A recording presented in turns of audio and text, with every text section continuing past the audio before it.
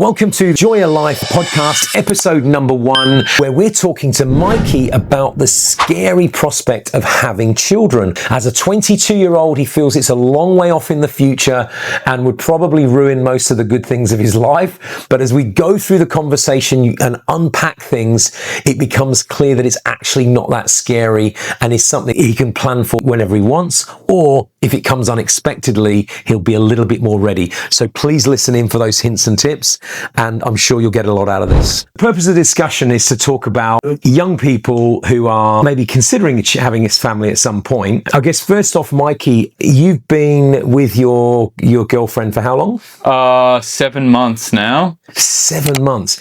Do you know, the scary thing is, so Mikey's 22 years old, been with his girlfriend for 7 months, at almost exactly your age and exactly the same time as you met your girlfriend is when I met my wife, and within 6 months of your age, we had a baby on the way. That's unreal. That sounds terrifying. That sounds absolutely terrifying to me. Why is it terrifying? Just the idea of having a kid, like, it feels like, I mean, even at 22, I'm still figuring some stuff out, and I've still got a lot to figure out, actually, and throwing myself in the world of having a kid as well. Like, my life would just become a mess, I feel like. When you say your life would become a mess, tell me what would become a mess. I don't know. I think I'd lose a lot of social relation. Like, I wouldn't be able to go out. I'd have to focus on the kids, and I would lose a lot of sleep, money-wise as well. I don't know if I could afford it right now. I think you're definitely right about one of those, which is the sleep. Destroyed, especially in the first few months. After that first few months, it does actually change. You actually had the conversation about long-term and kids and stuff yet? Not really. Like, yeah, I wouldn't say so, yeah. You think there's going to be in your future at some point? Yeah, for sure. It's like, maybe just like, we obviously come up in conversation, but I wouldn't say like a serious sit-down conversation about when we're going to have a kid. Yes. Because that feels like it's going to happen next year. Yeah. That's too close. It feels like it's imminent. Yeah. It's like, upstairs we go. Yeah. But yeah, for you, it's kind of a, I guess, intention phase rather than the planning phase. There's an intention there at some point. Yeah, at some point. Now I'm going to be really cheeky. How many kids do you think you want? Oh, that's a good question. I probably want to have 2. I don't know how much further I'd go on it, like maybe depending on my situation in the future. But if I were to just guess right now, I'd want to have 2 kids. And I just want to pick up on that for a second. So when you say 2 kids, could you imagine them being 2 kids kind of close together, or have one, see how you go, and then go another one? I almost feel like I want to do it between me and my brother Connor, being that type of age. So yeah, what's the split between you and Connor? Well, that's quite short. I think it's 15 months, maybe even a little bit less. So maybe a bit longer than that, maybe like a 2-year difference. And you've got older brothers as well that are significantly older than you. Yeah, that's true. You've got an 8-year gap, I think, to the oldest, is it? Yeah, 8 years. Yeah, and then the other one is 6 years. Yeah. And I guess growing up, then Connor was your brother, and then there were these 2 old kids in the That's in exactly the house. right. Yeah. But let's pull back to what you said before. You spend a lot of time hanging out with your friends, don't you? Yes. Yeah. It's definitely one of the joys of my life. Playing basketball? Yep. As well as hanging out? Yeah, general, going around to the pub and stuff. Why do you think that would stop if you had a baby? I just think there's a lot of responsibility. It's difficult to leave them alone, or like difficult to find someone to look after them, and it's really my responsibility to be there with my kids, and can't leave my girlfriend to do it all by herself. So I just feel like, But does she currently have stuff that she does with her friends? Yes. Wouldn't it be great to have a plan where I get to see my friends and you're going to look after the baby, and then you get to see your friends and I look after the baby? I guess that is. I mean, if you're reciprocating that way, wouldn't it be a better outcome, so that then you both got a bit of like, you know, me time? Yeah, exactly. Yeah, for sure. I just think, I guess it just requires more planning. It either requires a bit more planning or a bit more what I call bloody mindedness, which is the kind of like, fuck it, I'm hanging out with my friends. Yeah. Deal with it. The risk with that is if it's one way, that it's just, well, I'm hanging out with my friends, you're looking after the baby and then that's it. But it's much better when it's reciprocated. Yeah. Well, if I'm going to I really want to make sure I can keep doing this, and then I'm going to make sure that I completely cover you so that you can hang out with your friends. You know, at the end of the day, a baby really only needs one person looking after them at a time. Yeah. I often forget that. We think, oh, well, we're parents now. We have to do everything together. It's like, you don't.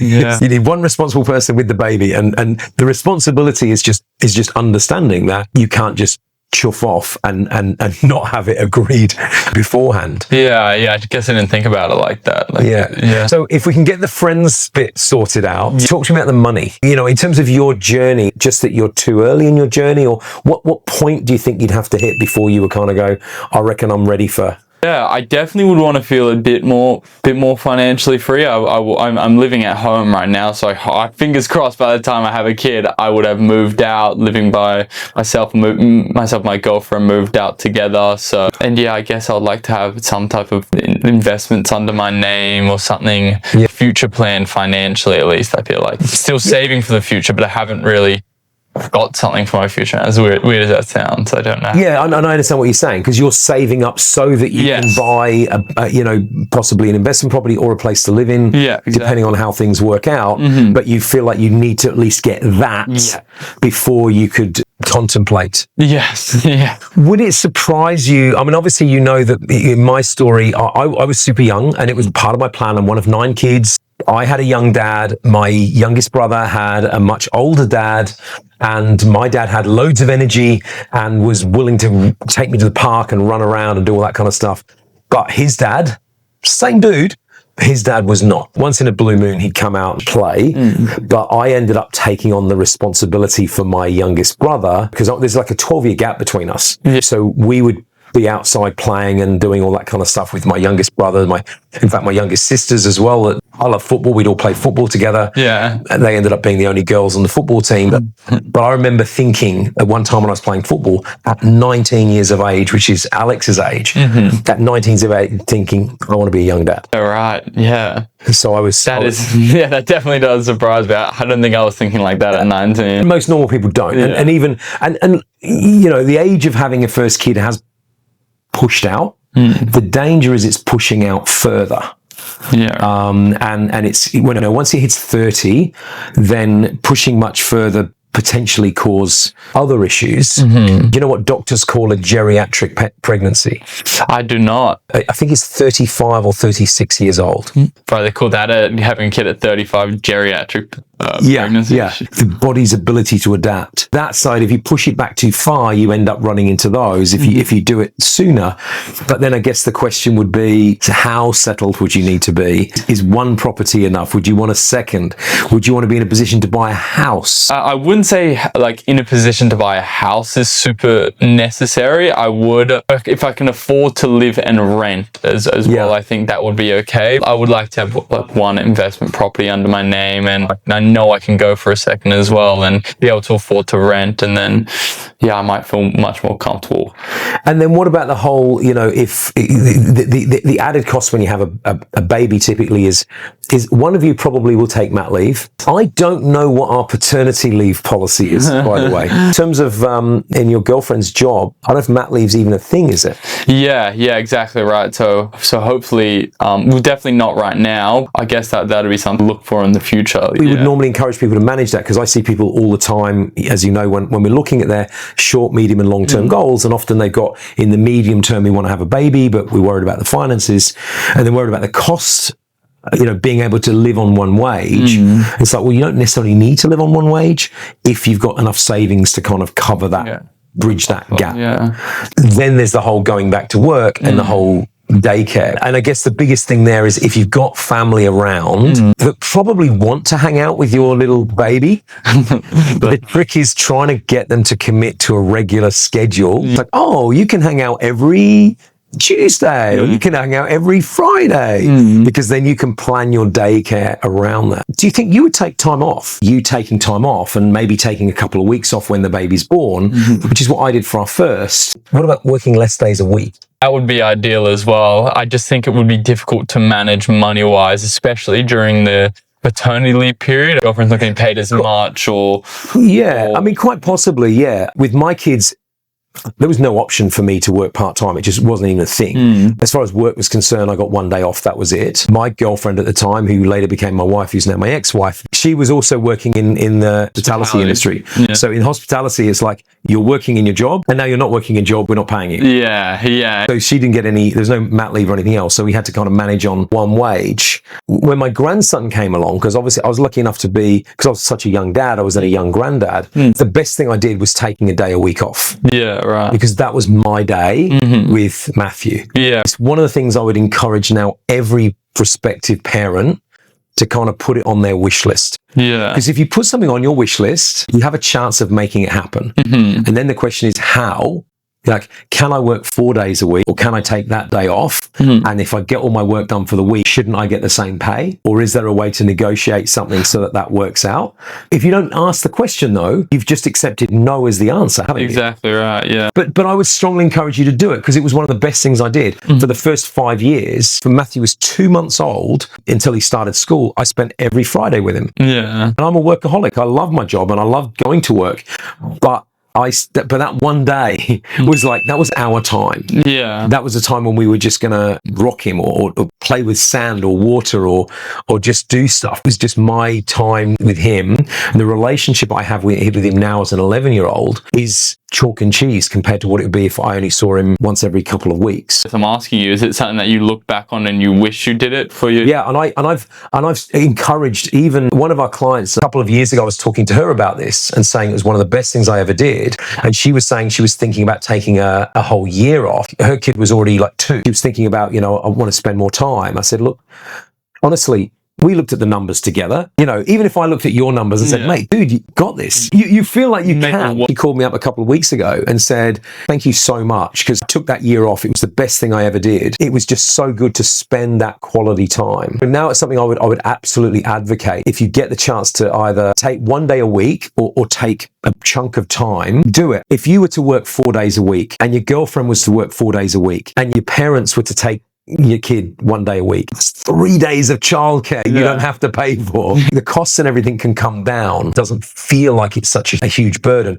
Supposing that you suddenly found that you were expecting, without going into the ethical question, you would then be forced to make those decisions. Yeah. What do we do? I don't know. I guess it would just maybe pick up a second job for 9 months. I really don't know. You'd have to find a way to make it work, wouldn't you? For sure, 100%. Yeah. That's a big part of it, is finding the way to make it work. So again, going back, my view was very much, I'm there. Yeah. This is my child to deal with as well as yours. So we had all those big discussions over the course of probably a 48-hour period. Yeah. And funnily enough, and then after the 48-hour period came the period, and it was all fine. And then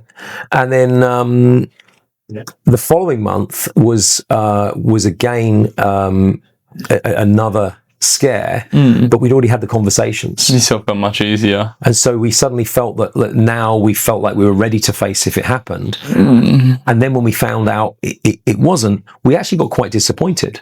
Yeah, shit. And so it was after that second scare that we said, well, let's just throw the pills in the bin and see what happens. And we thought it would take some time, and it didn't. It took 3 weeks from decision to let's just stop taking precautions. Yeah. But we were in our early 20s, 22, 23 at the time.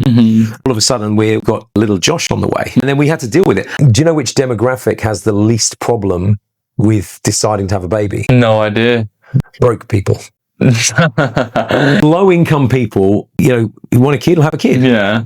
If you want kids, have kids. How does it work out? Well, the government's going to subsidise a bit of it because we live in Australia. We're lucky.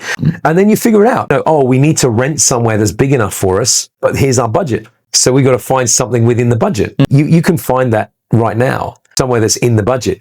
It wouldn't be what you would have chosen. But at the end of the day, what difference does it make? When I look back now, I don't kind of think, oh my God, we lived in a terrible house when our kids were little and therefore they suffered because of that. It's like, no, we lived somewhere. Yeah. We had a roof and beds. What do we really need? We try to get all the comforts and everything else. And of course, when the kids were a bit bigger, I don't know if you actually know this, but I moved to Australia when I was 25 years old. had 2 kids. I gave up a perfectly good job in the UK to move to Australia. Obviously, Kelly's from Australia, and that was part of wanted to come back home. We had no money saved at all. And we'd been renting in the UK. Now, in the UK, when you rent, the places are fully furnished. And when I say fully furnished, they've got beds, they've got sheets, they've got towels, they've got teaspoons and crockery.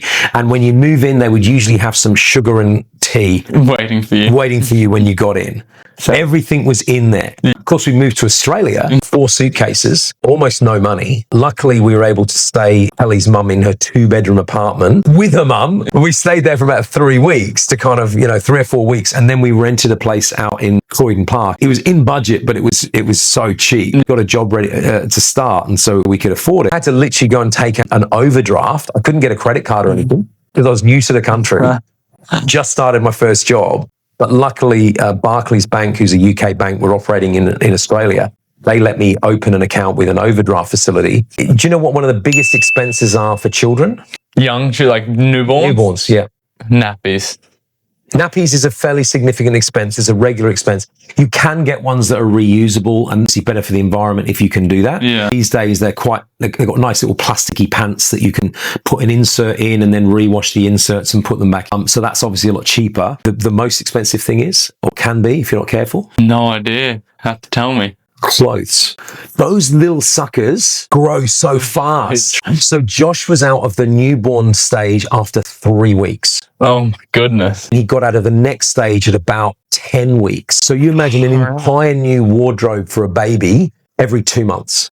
What a nightmare. Now, how much do you think that might cost? In today's age? Yeah. 150, 200 bucks? The answer is it depends. Always is. Always depends. Because you can go to some fancy ass shop and buy like lovely clothes. And we did buy some pretty nice clothes for them when they were little. They would have got to look good in the photos. Typically people spend as much as they can. We obviously run a weekly and a monthly budget. Most people don't do that, but that's something that we advocate, and it's something that you're doing properly. Very much so. Yeah. But that just means that that's what you've got, and you now need to spend it on clothes. Yeah. But if you don't think it's that important, you might go to Kmart and get really cheap stuff. Go to your brother. Do you not think they've gone through a shitload of clothes? Yeah. You think about family members, all got friends and family members, and again, you go on Facebook Marketplace, someone is offloading the size of clothes that you need for the type of baby that you have. Within 10 kilometers. And why are they doing that? Because they've only had them for like 2 months and they've got to throw them away and they don't know what to do with them. And they feel it was a waste to buy them. Yeah. So people are always giving stuff away. We did take advantage of that a bit more. Although we thought we were broke, I had a decent job and therefore we weren't really broke. Yeah. So we ended up buying relatively nice things for our kids and then handing them down. I've got photos of Josh, Jack, his brother. My sister then had a kid 9 months after Jack. She had another one 12 months later. And then another sister had a year later after that. And all 5 of them are in the same set of fancy ass dungarees that we bought for Josh. That's adorable. So we've got all these baby photos. Like the clothes are the same. The faces change a bit, but they just got handed down from one kid to the next kid, to my sister's kid, to her next kid, to another sister's. And so it all went on. It can cost you $0 for the clothes, or you can go to Baby Gap and you can, it's so cute. It's so nice. It's going to look so good. And then you realize that, do you know how long a baby will wear clothes for? How long? A couple of hours. The problem is they shit everywhere. Nice. So you need so many of these bloody clothes to make it work. You know that we're launched now, the new business, Joya Life. Yeah. Have you taken the scorecard yet? I have. It was a while ago. So jump online and take the live one again. One of the aims of doing it is to really understand which bits of your life do you currently like hanging out with your friends. And then in the future, when you're thinking about kids and when you're setting goals for your life, which is what we want to do in the workshops, you're trying to keep the bits of your life that you like. There's so many people driven to get better jobs, start companies, build businesses, buy assets for their kids. Yeah, right. At the moment, it's just like, oh, I'd quite like to do this. I'd quite like to do that too. Yeah. And it's easy to get distracted. But once you throw a baby into the mix, your motivation changes completely. Right. Yeah. And all of a sudden, when you look at what you want to do with, whether it be your investments, your career, with all the different bits and things in your life, you're suddenly like, well, I want to be fit and healthy so that I can pick my kid up and so that I can run around the park. And I want to have my finances ready so I can do the things with the kids that I want to do. Make sure I've got great friends around me. You know, those friends that we're talking about that you want to hang out with? Yeah. You'd be surprised how many of them that will volunteer to babysit. Yeah, that's a good point. Yeah. We were shocked. We were genuinely shocked. We were living nowhere near any family. We tried our best to hang out with people. And we lived in an area where we're brand new. I had work colleagues and we didn't know anyone in the local area. So we kind of started from zero with friends and everything else. But we were quite shocked at people just going, oh, look, if you ever need a babysitter, let me know. Listen, do you mean it? Because we really could use one. If you were able to do those three things, you can hang with your friends, she can hang with her friends, you can hang out together as a couple. Then you can do all the stuff with the baby and all that kind of stuff together. Yeah. Maybe work 4 days a week. Yeah. Make the finances work. And then all of a sudden you go, this is a great life. Yeah, for sure. Yeah, I guess it's a good first step to start planning up on the Joya Life to do our scorecard again. Yeah, get the scorecard. Have a crack. Yeah. Thanks so much, Mikey. We'll wrap it up there. Thank you. Yeah, having a chat. Good to chat. Great to chat. Thank you, Max. Yeah, no, it's really good. Thank you. There we go. We've just heard from Mikey, genuine real life conversation, real life experiences. Thank you so much for listening, and please subscribe and listen out for the next podcast, and we'll try and unpack someone else's story and see if we can give them some hints and tips that'll help them make better decisions going through into their future.